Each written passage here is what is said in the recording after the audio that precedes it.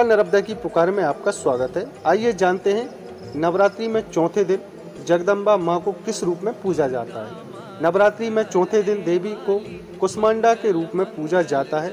अपनी मंद हल्की हंसी के द्वारा अंडे यानी ब्रह्मांड को उत्पन्न करने के कारण इस देवी को कुष्मांडा नाम से अभिहित किया गया है।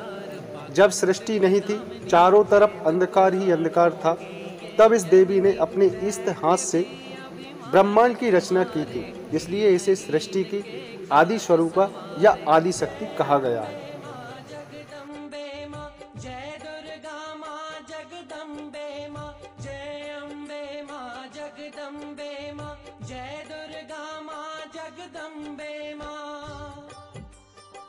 कुष्मांडा देवी की 8 भुजाएं हैं, इसलिए अष्टभुजा कहलाई।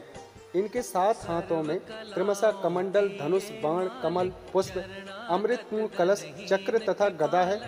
8वें हाथ में सभी सिद्धियां और निधियों को देने वाली जपमाला है।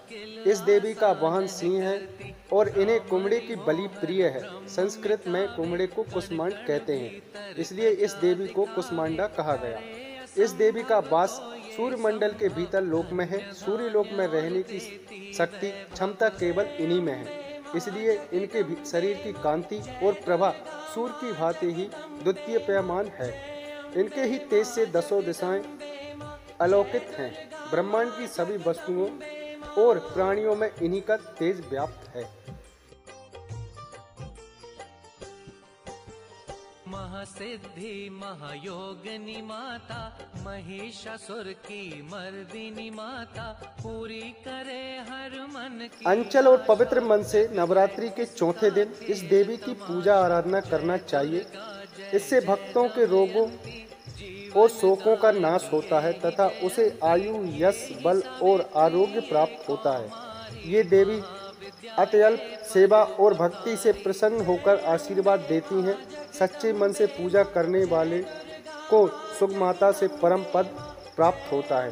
विधि विधान से पूजा करने पर भक्त को कम समय में ही कृपा का सूक्ष्म भाव अनुभव होने लगता है।